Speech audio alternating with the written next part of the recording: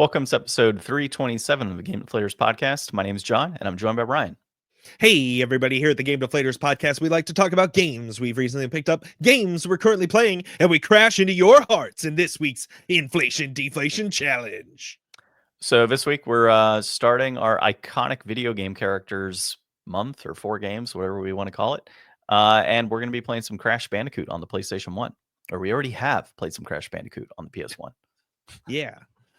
So we'll be talking about that. We're also going to take a look at those PSN outages. Those are back up and running now. So be thankful you could finish off your weekend online. And then after that, we're going to check out Xbox's failure to continue their promise of play anywhere.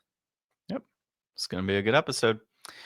All right. Well, of course, you can find us on thegamedeflators.com. You can also find us on social media at Game Deflators, on X at The Game Deflators, on Instagram, Facebook, Threads, and Blue Sky. Look, I got it all done, Ryan. It's perfect. Yeah. We're on YouTube, so if you're watching, go ahead and hit the little bell, subscribe, comments, all that good stuff that helps with the algorithm, builds us up.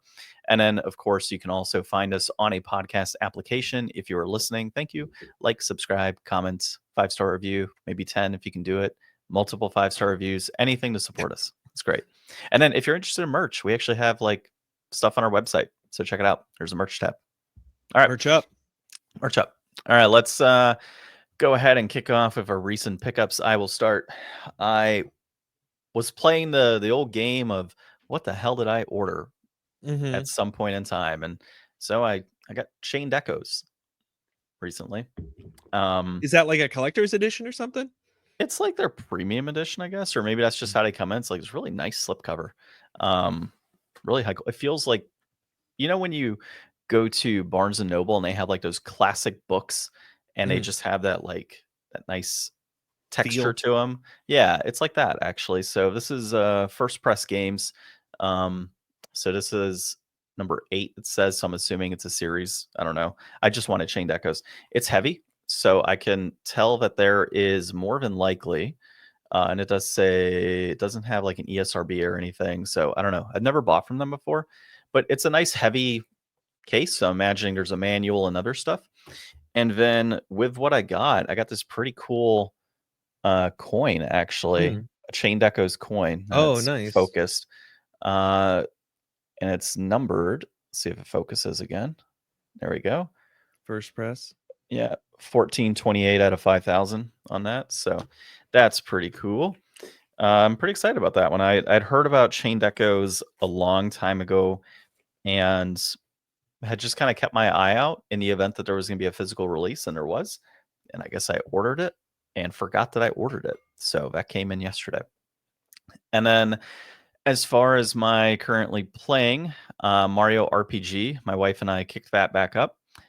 We had started it, and then she came down with the flu after I came down with the flu. So, dude, it's like not escaping our household. So all 3 family members have had the flu now. And I was like, yeah, I'm not going to, you stay over there. Like, when you're better, then we can swap controls and stuff and play a single player game. So she's feeling better, and we finally kicked that back up. As far as progress is concerned, we just finished up with, I don't remember the name of the character, but he takes Princess Peach and tries to marry him. It's not Bowser. It's he kind of looks like, what's his name? Is it Wample? Is that the name from One Piece? Like the big mouth guy? Wapple. Wapple, yeah. It kind of looks like Wapple, actually, like a direct ripoff. And so I don't remember the name of the character. Boom or something. I don't know. I think I've seen who you're talking about before. Yeah, I've not made it very far through that game. Yeah, and then there's like this love triangle scene, which is actually kind of funny, where Bowser's like, "Oh, well, I helped save you too, and I was teaming up with Mario to come and save you, so I deserve a kiss." And this Wapple guy is like, I'm gonna call him Wapple just because it's easier. He's like, "Oh no, I deserve a kiss," and she's like, "No, Mario deserves a kiss." And at some point, Mario's standing there waiting for a kiss, and they both come in and kiss him on the cheek, and it's like this whole scene. I'm like, "Oh, okay, that's fun." But it's pretty good. Like, it's not bad, and I'm kind of curious, you know, if I would have enjoyed it this much. Are you playing the original or the remake? No, we're playing a remake. Okay. Yeah, remake's pretty good. It's not bad. We like it. It's pretty good so far, and we'll continue playing. let's see. So we finished that, went to the Mushroom Kingdom, and we talked to the like Grandpa Tadpole. I forget his name. It's all over the place, dude. I'm more in it for like the general story as you're kind of progressing and like the RPG elements. Like I'm just having fun with that. So Mhm. yeah, overall not bad. And then I started playing Fantasia Neo Dimension on the PS5. Started streaming that, so that is on our YouTube channel. The first like I don't know, like 3 hours of a game roughly.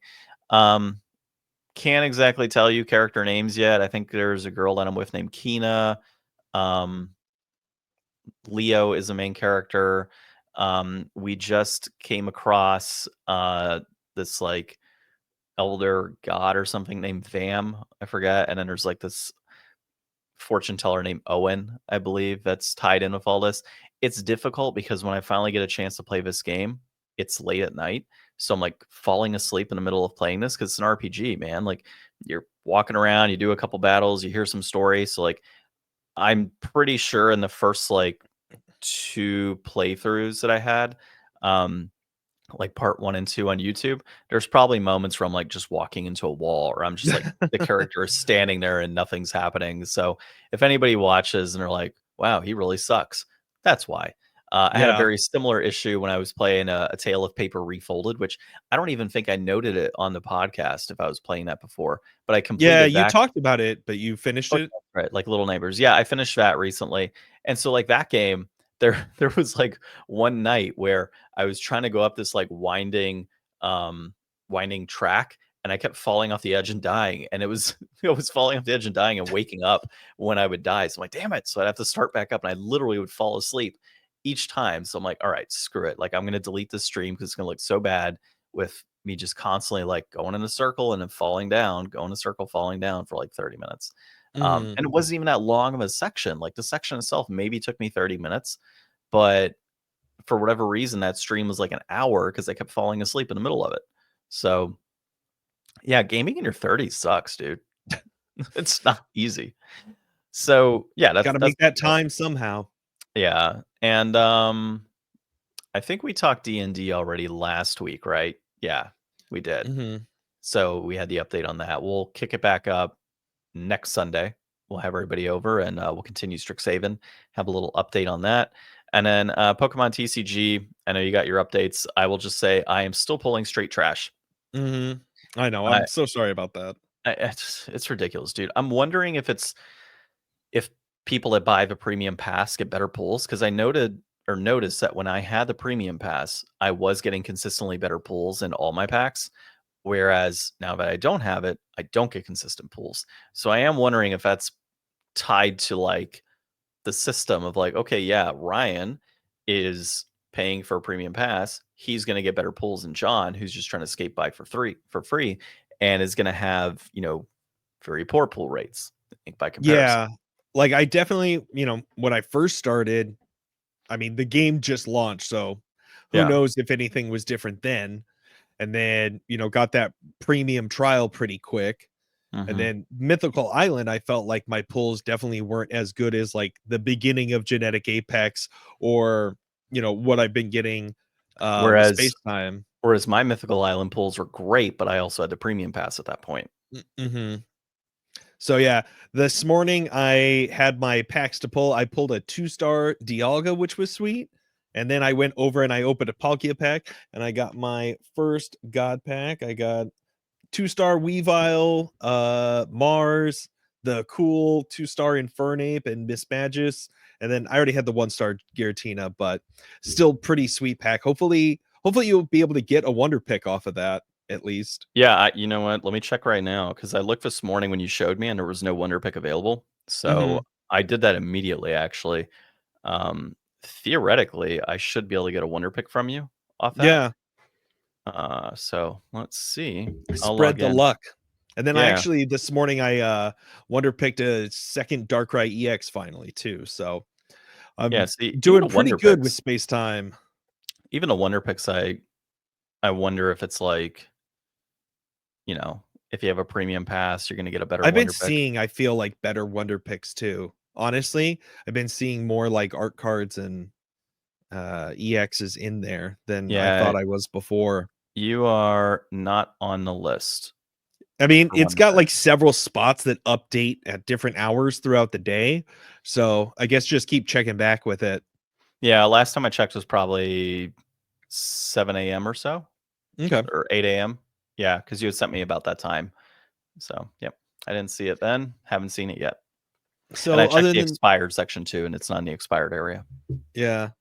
So other than that, not a whole lot of gaming stuff this last week. I went and visited some family for a few days, and we wound up playing some multiplayer Vampire Survivors on Switch, which was awesome. I mean, Vampire Survivors is such a great game, and I've never tried it multiplayer, but it was actually really fun to like kind of like have to coordinate your pickups and be like, all right, let's go around this way. I think that this is a game I'm definitely going to try to play multiplayer with some more people because it's so easy to do. What is this game? Looks So interesting. I definitely talked about Vampire Survivors on the podcast. It's like it's kind of started its own genre when it came out a couple of years ago. There's a lot of clones of it now, but basically you're walking around an area. Your character that you start with has like some innate ability and a weapon that they start with. The weapon effects all happen just on a timer. So the only thing you do is move around, and you have to avoid like constant waves of enemies that are coming at you, but also attack them so that you can get experience to level up. You have like weapons and then support items, and they pair together, and eventually you can like evolve them to become something stronger. So like the axe just kind of throws some axes up over you, and Hmm. then as you level it up, they pass through more enemies, they get more damage, you get more axes. Those pair with the candelabra, which increases the radius of things, so it makes the axes bigger. And then once you finally have the axe at the max level, if you kill a boss monster and open a chest, it'll give you that evolved version, which is scythes that shoot out in a circle and hit everything around you and do a ton of damage. So you you kind of have to start making your own fun in the game and start looking at like the unlocks and things, because this game is one of those that very much presents itself as something very simple, but then it has a lot of these kind of like other mechanics and like secret things that you do, and then the game gets like all weird on you and you start unlocking crazy stuff. So, and there's tons and tons of DLC for it now. So I've been kind of jumping back into that a little bit myself since I've been back too. Nice. And that's Sounds that's interesting. mostly what I've been doing this week. I'll probably, I don't know, man. I've been getting, you can't really see too much, but I've got like a bunch of boxes and stuff in here. We're kind of starting to get things packed up and still like going through inventorying our house and everything. So it's been a little bit of a mess here. Are you going to hit your target of like that May timeframe? I don't know exactly. It seems like it might end up being sooner than that. I've actually, I'll find out a lot more tomorrow. So, I mean, I don't Oh, know if job I've, hunting. yeah, I don't know if I No. said this on the podcast, but I am looking to move. Me and John have both been living in Arizona since we started the podcast, but I'm going to be going up to the Pacific Northwest where all great video game YouTubers wind up, Yeah, maybe start hitting up some of the people out that way, and right? yeah, maybe we can collaborate. I don't know. All There's gonna be a right. lot of back of the video game store deals going down. I hope. Well, Just there's saying. some really great cons and stuff up there, like Yeah. the Portro Retro Gaming Expo and Hmm. Yeah, Darren uh Hupke actually went out there, and I think Brian Rigsby was out there as well, if I recall. cool. So Yeah, I'd 30 like bit to two, go to 30 some bit of two those game, things. 32-bit games, and retro game books, guys. If you don't recognize that, of course, you can find those episodes on the backlog. Shout Cool. outs to them. Cool people. Yep. All right, let's go into the news this week. Or really just our discussion topics, I guess. So the first thing here is a PlayStation Network outage, and Sony has offered an apology and a make good on the situation. There's still gonna be a lot of pissed off people, but this comes from Tom's guide. I don't know who Tom is, but he has a guide, and it's not even written by Tom. It's written by his friend Elise. So the network was pretty much down for 24 hours. I hopped on myself, and I didn't. This is how it always happens for me. I never know that the PlayStation Network is down unless I happen to see something noted on like social media, or I go on myself and realize, crap, the network is down. It's usually how it You don't works. usually see the skywriting they put out for it? No, not at all. Yeah, I don't like, the Amber Alert type text messages, a PlayStation Mhm. Network is down. I never get them. Yeah. So that would be some shit, wouldn't it? Right. Like just a text message from somebody being like, "Hey, it's down. Just FYI, don't even try." Well, it seemed like they didn't even want to say anything about it for a while. It took them a little bit to even mention it, and then it Yeah. was kind of like a bit radio silent after that. They pretty much put an announcement on like Twitter, "Hey, the network is down. We're experiencing or users are experiencing issues or some Mhm. users are experiencing issues." And people were like, "No, it's kind of all users are experiencing issues." And there were a number of people actually I would say, "Oh yeah, I'm on the network." And then you'd look a couple things down. "Oh, well, I can't get onto anything." Mhm. Okay. Like you might be able to access something, doesn't mean that you can actually like go on and do it. So I went on to try and play some Fantasian, and of course, I go on and tried to hit stream, and it says the service is not available. I'm like, did something happen? Like, do I not have my PlayStation Plus? Like, is it no longer a feature for like certain users? And then I checked my network status and saw it was down. And then I said to myself, this is going to be the number one thing trending on Twitter. Hopped on, number one or X, whatever, number one thing, of course, and lots of pissed off people. And then I come to find out, and I'm laughing at that at this part, and I'm sure Will is very excited about what I'm about to say here. But Call of Duty Double Experience Weekend was taking place as well, so No, everybody's it hopping. wasn't. Yeah, it wasn't happening for sure. On Um, Xbox, it was. yeah, on Xbox it might have The been, but yeah. Xbox arranged this whole thing. Well, and then you've got maybe, and then you've got all these people saying, "Oh, should have bought an Xbox." Like all these comments and like pissed off Sony users. I was just mad because I wanted to stream the game, and that's kind of how I am with these PS5 games. So if I don't have network access, I'm just not going to play it, right? Unless it's like some retro title that I want to mess with on like PS1.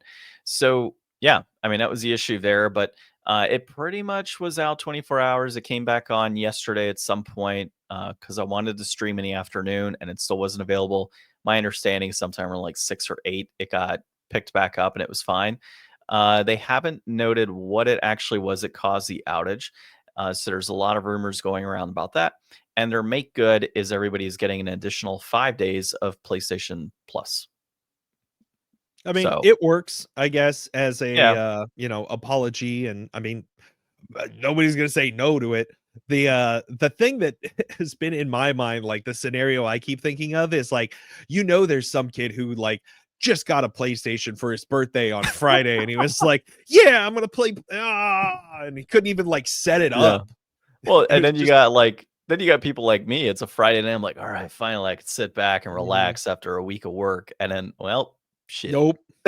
Like, well, I mean, it's not like I couldn't Well, you've play. got like 8 other consoles. You could still Yeah, play a game if you wanted, but yeah. yeah. I ended up watching Sakamoto Days instead. I was like, well, screw it. I'll just catch up on that, which is a fantastic anime if you haven't watched You're it yet into on that? Netflix. That's Oh, been pretty popular. I've seen a few videos on it so dude, far. it's so good. Like, it's such a good anime. It's only like 5 episodes, and I think there's an ongoing manga as well, but I don't really keep up with that. I need to catch Um, up on One Piece. yeah, I need to as well in the manga, but yeah, I think the anime comes back out in like 2 months, so that'll be good. But yeah, so that was their make good. The question I bring up though was Sony hacked again, and has our data been compromised again through Sony? And I don't think we're gonna find out until an investigation is done on their ends. My guess would be they probably were hacked. They're determining right now if data and such was compromised. They then have to talk with X amount of organizations or lawyers and security teams and things of that nature to determine what the full extent of it was. Then they can go and issue out, hey, here's what happened. Mhm. That's what my guess is and why they're so radio silent. Because if it was something as simple as, hey, these servers went down and here's what it was, we would have found out. But if it's something a little more serious, data being compromised and such, then I think we're going to find out in at least a month to 2 months. Mhm. That would be my guess. Well, we'll find out, I guess, Yeah. operational issue, whatever that means. We'll Hopefully find out in we we'll get find out in something. several months, or you'll find your credit card has been charged for X amount of dollars. Well, and hopefully whatever it is something that they were actually able to address so that this doesn't recur.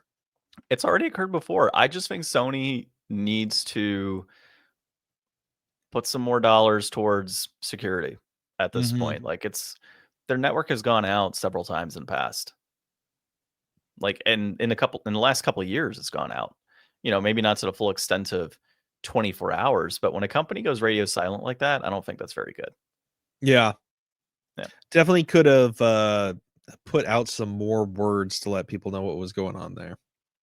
Hey, could be advised, hey, don't do that because you're going to give too much information and you're going to kind of throw yourself under the bus. So I get it, but still.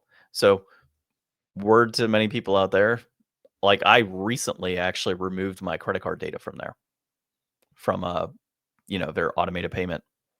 So kind of Mhm. lucky in that respect that I did it like a week ago before all of this happened, just in case. So all right. Yeah. Uh your part of a discussion today is an interesting one. Yeah. So this Xbox analysis chart shows how only 7% of games launch with Play Anywhere support in 2024, a decline year over year. This is by Jez Coordinate Windows Central. And this is pretty interesting. So Xbox has their Play Anywhere initiative where, you're supposed to be able to have like kind of dual ownership. You purchase a game on Xbox, you own that game on Microsoft, you could play it on the computer, Xbox, wherever you've got access. But it seems like not everybody is really in line with that. And a lot of, you know, third party developers and even some first party titles don't really bring all that service as promised.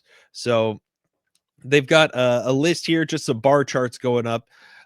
Pretty easy. You've got in 2020, 12% of games were launched with the Play Anywhere support. In 2021, that was 10%, 8% in 22, up to 13% in 23, and then down to 7% in 2024. So overall, it's been, a fluctuating number, but to see it decline, by half, as opposed to going up over time and becoming a more robust offering and system, it just doesn't seem like it's really doing that anymore. So people are frustrated. I looked and saw some other things online. Apparently, DLC can also be a common issue with this. So people want to be able to pay once for the game and play it wherever they can. Like that's the ideal world, I guess, in an all digital future where we don't have different consoles competing for each other and you've just got access to one library that can be played on any device. That's kind of where this is looking forward towards. Yeah, and I understand the idea here. My overall concern, and it's noted in the article too, is how does this impact development down the road, right? So when you think about this play anywhere strategy, it's supposed to be yes, so you can own it on Xbox console, you can own it on a PC. Maybe in the future it could be played on PlayStation, it could be played on Nintendo console. Just kind of thinking ahead here, played on some other device, right? Outside of the streaming capabilities. The article brings up a good point of like third party developers, if they're not supporting this right now, and Microsoft's console sales are not exactly the best, are we going to run into a situation where think Wii U, where wasn't exactly selling the best, third party developers didn't exactly support it all that much. You ended up with, you know, not a huge library of games at the end of the day. Is Microsoft going to kind of fall into that same pit? And when you consider, the Play Anywhere strategy, not a lot of those games are supporting that architecture right now. So I guess that's okay. But let's just say they do pick up. Let's say it's 30%, 40% of games can be played on all these other devices. Are these companies going to be willing to develop in that manner? Or are they going to want to just say, hey, I want to just develop for Xbox. I want to just develop for PlayStation. That seems to be the route they're going right now. Yeah, or at least kind of having a time delay has been kind of, what's been happening in the past. But I do feel like some studios are kind of starting to get away from that. Like, you know, Square Enix really realized, hey, we could have made a lot more money a lot faster if we weren't only putting our, Final Fantasy games on PlayStation. Yep. And Day one, PC if now. that was available on PC, we would have made all that money at once instead of having to, wait a year and a half to make the other half of that money. Yeah. And it just would, at launch you get so much more promotion and hype. That second launch doesn't usually carry that kind of same amount of weight. So I think that being able to kind of timing wise have all that happen is maybe going to be, a little bit easier, maybe with um Xbox leaning into support in a different way. Like instead of trying to make deals with these publishers about like, hey, we want a year of exclusivity on Xbox. Well, they're trying to sell Xbox on everything now. Maybe now it's like, hey, why don't we make a copy of your game that our users can buy, but they can play it on any of the devices. They can play it on their PC, they can play it on the Xbox. You're getting that sale. We're helping you push that to our customers instead of, I guess they're kind of losing out on a sense. Like some people definitely do take two bites of the apple. They'll buy it for PlayStation and then they'll buy it a year later for PC when they can like soup it up and stuff. Dude, I see people on social media all the time saying, "Oh, I bought this game on like my Xbox, my PlayStation, my Nintendo. Here's my PC version, and then I have extra copies that I can play or open up." Mhm. I'm like, "What are you doing?" At that point, like, it's just a waste of money. Like, I don't care how much money you have. If you're buying like 6 copies of a video game and keeping some sealed and some of them open so you can play them, that's just ridiculous. Oh, and in digital copies as well, because Mhm. they wanna play it digitally, and then they wanna be able to look at the contents inside, but also have sealed copies. So, Mhm. I mean, there's people out there that'll buy uber amounts of games, you know? The other thing, I read an article recently, I think it was yesterday or this morning, Phil Spencer coming out saying that they are gonna be supporting console, for the next generation. I'm still Mhm. questioning what that looks like, right? Is that going to be like your traditional home console? Is it going to be something that's like a Google Chromecast that pops into the back of your TV, like we've kind of heard in the past? So I'm wondering how things like that are also going to affect, this situation of development of games for Microsoft moving forward from third-party publishers and I think developers. we'll probably wind up with a couple of SKUs. I think they'll probably do kind of like a handheld, you know, I hybrid do think they're going PC to do. console I do thing. think they're going to jump into that for sure. And then I do think that, if the price point could allow, they would want to try to revisit that like Fire Stick kind of version. But it all just kind of depends, we'll see what happens. Yeah, interesting future down the road. I would imagine the next probably year we'll start learning more about what that looks like. Hmm. So, yay, new Xbox rumors. That'll be great, right? We just got over Switch 2, and then following that'll be PlayStation 6 rumors, which have already kind of started, funny enough. Hmm. All right, let's go into our okay, it's gonna be a short ass episode, dude. Let's go into our inflation deflation for the week. And this is Crash Bandicoot on the PlayStation 1. We're talking black label version. We talk pricing, people, just FYI, because it's a huge difference. But it was developed by Naughty Dog, published by Sony Computer Entertainment, designed by Jason Rubin, Bob Raffay, Taylor Kurosaki, released in September of 1996. It is a platform style game, third person and side scrolling at times. Reception is 8 to 9 out of 10, but Ryan would have you think it was 8 to 9 out of 20.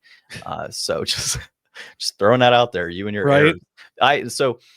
Of course, for those listening and watching, there are times where I mess up a name or mess up some data points, and I have now gotten in the habit of pre-episode walking through everything with Ryan. So we'll hopefully avoid the snafus down the road. That being one of them, I most likely would have said 20 if I didn't catch that. Just saying. I mean, Um, there's that one, who's that one article they like, or outfit, they always rate out of like 30 or oh, something stupid. Famitsu? 40. Is it? Electronic Gaming Monthly rates Oh, out of 40. doesn't Famitsu have like some They're weird? 100, I Oh, are think. they? And then who's the other one? Um, Game Fan on here gave it a 298 out of 300. so hey, look, we've got 3 points. It's inflated in price, deflated in price, or it's just right in price point. So, Mhm, mhm. all right, let's tell the people in a very short synopsis what Crash Bandicoot is about if they've never played it. Yeah, so Crash Bandicoot, after being created by the evil Dr. Neo Cortex, he gets thrown out of the castle hideaway. And after that escape, he needs to find his way back. He's got to rescue Tana, his girlfriend. You got to break boxes, dodge enemies, and spin to win. stop Neo Cortex, get back your girl, and um, it's a tough game, honestly. I I went back and played the Insane trilogy, like the first game a couple of years ago, and it was fun, but definitely a challenge. And it was always one of those games when I was a kid, I could never beat Crash. It was always too much for my little fingers to be able to manage. But looking back on it, I really do enjoy so much of what Crash was. Like it's got this like, kind of fun Saturday morning kind of tropical cartoony feel. It's got, upbeat music. It's got a lot of, I don't know, that early PlayStation, kind of rebellion and spunk in it. He's got like that like turnaround where he like looks at you and like winks his eyes and stuff. It's a fun character, it's a fun game. I really enjoy being able to revisit it every once in a while just because it does have a lot of strong memories for me. That was a very odd sequence of words, I'll just say. Yeah. Yeah. You're talking about PlayStation spunk and Crash looking at you and winking. Yeah, I don't know, Ryan. It's gonna be a Okay. very, just saying. Somebody might make a video meme out of this. It might be me, it might not be me. Okay. No. Um, so I totally agree with you on all of that, by the way. It brings back a lot of good memories. I have beat this game, I don't know, probably 2, 3 times in the past on PS1, and then the Insane Trilogy, beat that one as well.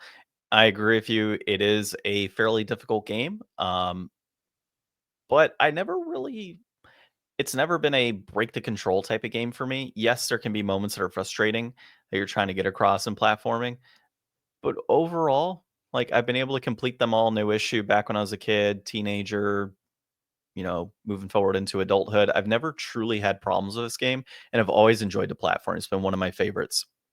Um, as far as, music and graphics, as you noted, fantastic. And it still holds up today, the original version, actually. So I was pretty happy to pop that in and realize that it still graphically looks good, right? But there is that Insane trilogy that's out there right now. And, um, when we get into the brass tacks here, I have my reasons as to why I would probably continue with the Insane trilogy. As far as, not development, but ownership is something I wanted to touch base on because people look at this and say, hey, it was developed by Naughty Dog and published by Sony. Why doesn't Sony own it today? Why is it with Activision?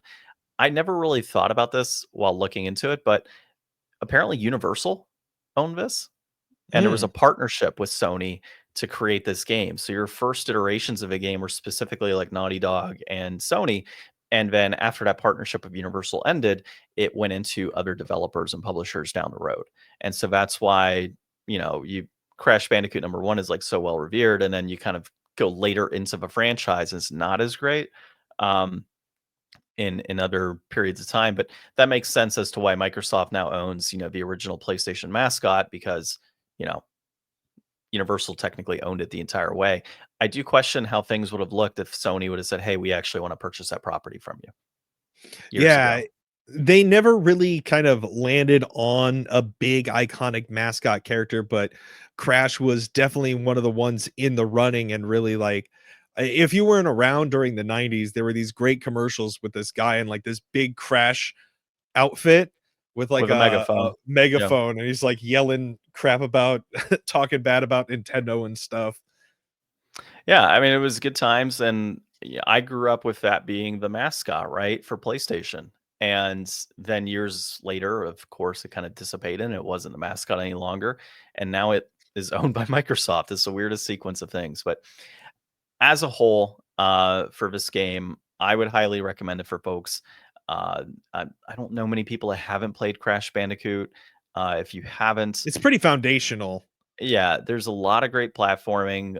There's bonus levels and such. So it's for me, it's like this third person mix of like Mario Brothers platforming meets Donkey Kong in a way. Cause when you have the bonus levels and, just the way that the characters interact with enemies, you could still jump on boxes, hit boxes with your head. There's still holes and pits and other things that you jump across, things swinging. So there's a lot of that going around that has like these parallels of like Nintendo based platformers of old, but then Sony's take on it. And yeah, it's just a classic. Highly recommend it. And I think we can get into some brass tacks on it I on the definitely Black Label. forgot that it didn't have like the analog support when I went back Yeah. to play it. I was like, oh, this is a D-pad one. Okay. Yeah, that always kind of gets me sometimes with some of those older games. So, brass tacks. A complete in box version of the Black Label, specifically Black Label, is going to run you right now $78. That is currently at its peak, actually, and it is trending up. So, I'm in this phase of do I sell my Black Label copies and just keep the Insane Trilogy? A loose copy will run you $38.50. That peaked at $39.14 in November of 2023. That's holding steady, but I would imagine it's probably going to be going up pretty soon as well, just based on that complete in box going up too. The greatest hits variant will run you $28 right now, complete in box. There is a collector's edition, which will run you $84.99 or $85. And then, of course, you have the Insane Trilogy, which does vary in price point. If you want to get it on console digitally, it's $39.99 on Xbox and Nintendo, $35.99 on PlayStation Network, and digital on PC is going to be $39.99 as well. So, looking at it in a couple different lenses, because there's a lot of ways to buy this game, right? Yeah. You got your greatest hits, you got your collector's edition, you got your complete in box Black Label, Very you got the Insane accessible Trilogy. game. Yeah. So, and the Insane Trilogy, you can probably get on eBay for like half that price, by the way. Yeah. Like maybe These are all the $15. digital copies, so they're all full price basically. So, looking at this, it depends on what you're wanting as a collector. If as a collector you were going for a Black Label PS1 collection, then yes, you would want to get a complete in box. You Is already it have money if you're doing that. That's got to be so hard to put a full Black Label together just cuz like there's so many greatest hits versions with those green Yep. labels out there that it's like it's got to be so hard to try to do a full black collection. Well, you would figure like Black Label games, well, actually, in some instances, Black Label games are not worth as much as the greatest hits because there were only so many greatest hits copies that were, printed. You have Mm, to hit a certain amount of copies sold to get a Black Label. I think what it is more so the aesthetic that's tied to it. I just am not a fan of that green label sitting in jumping the out middle. at you. Yeah, like I'm just, and there's people out there that I think Finn Ravens, who does the PlayStation collectors page on Facebook, at one point before he started selling his collection and then opening up a game store, he actually did like the PS2 red labels for greatest hit. And he just collected all of that. So that kind of looked cool because like uniform, these red labels on the side. But I've always been a Black Label fan, and many collectors are. So I think that's predominantly why it is more expensive. But I would argue that greatest hits in some instances, and there is proof of that, are sometimes a little more valuable. They're not as many Mm, prints, so technically they are a shorter print run for some of them and would be worth more money. Um, but in this instance, like if you are a collector, Black Label, of course, would probably be the way to go for a complete in box. But if you're just wanting to play this game, I would say Insane Trilogy all day long. You're going to get all three of the games. They're all three fantastic games. There is a Crash Bandicoot 4 that came out after the fact. That's the way to play it. I mean, better graphics, more consoles that you could play it on in comparison to just PS1, and more bang for your buck, really, at the end of the day. yeah, with this, version being just $6 shy of the collector's edition and, almost 2.5 times as much as the greatest hits version, it I don't really think that there's any way to get over this one being overpriced.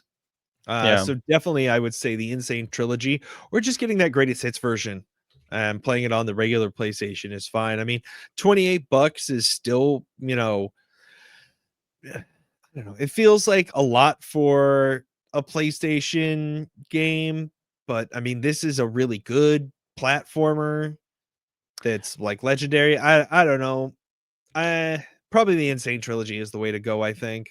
Yeah, and that collector's edition, by the way, is all three games. So if anybody is questioning that, um, and it has like a white siding, like white label siding, if I recall. So that, I mean, if you're collecting, maybe that is the way to go. If you're collecting, because you are kind of, when you break it down, it is about little less than $30, $28 a game. That's not terrible if you're doing it from a PlayStation 1 collecting standpoint. But yeah, Insane Trilogy all day long. So There's lots of options, at least. Yes. You decide how you want to go with it. But yeah, I think that, so if we're gonna go say the Insane Trilogy is good, then we got to say that this is overpriced, right? I would think that, Inflated. yeah, I would think the PS1 version is inflated. And before you listen to the episode or before you make your decision on purchase, let me list mine first on eBay so I can get my max amount of money out of this and move forward. But yeah, inflated for sure. So our next game, are we playing Jack and Daxter 2? Is that our next game? Or are we doing I think Sly so. Cooper 2? And so to kind of provide a method to our madness here, we're going to be doing Crash Bandicoot 1, either Jack and Daxter or what was the other one? Sorry. Sly Cooper. Sly Cooper 2. That'll be the next one. And then it'll either be Sly Cooper 3 or Jack and Daxter 3.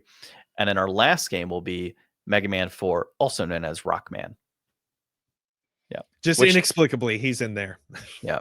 We were going for mascots and then we got things a little confused, but you know, you'll get the episodes one way or the other. We could technically go through and do like Tomb Raider 4, or we could do like we could do a Ratchet and Clank game too. Technically, if we did Ratchet and Clank, then that would keep us all. That would be a lot more in line. Actually, that would be all in line of like PlayStation as well. Yeah, let's change it up. All right. Bye, Mega Man. We'll get to you another day. Yeah, another day. When we do Nintendo icons, that's when we'll do it. Yeah, I think Ratchet and Clank makes the most amount of sense. So yeah. whatever obvious. Yeah, whatever the fourth game in that series is, I think is it Deadlocked, I want to say. I don't remember. We'll get there. We'll find out. Cool. And I'm already going to tell you right now, that's going to be deflated. That's 100% worth the money on Ratchet and Clank. Just saying. Easily one of my favorite franchises. I've only ever played the first one. Really? Mm-hmm. Huh. Long time ago. Rented it for Blockbuster. It's a lot of good games. Actually, for the PlayStation 2, they released, I want to say 4 or 5 versions of the game. Like different, not the first game, but like Ratchet and Clank 1, Ratchet and Clank Going Commando, whatever the third one was, Size Matters, and I think there was one other that got released. Wasn't there the one where it's just Clank and he's a spy? There's also Secret Agent Clank. Yeah, I don't know that I have that one actually.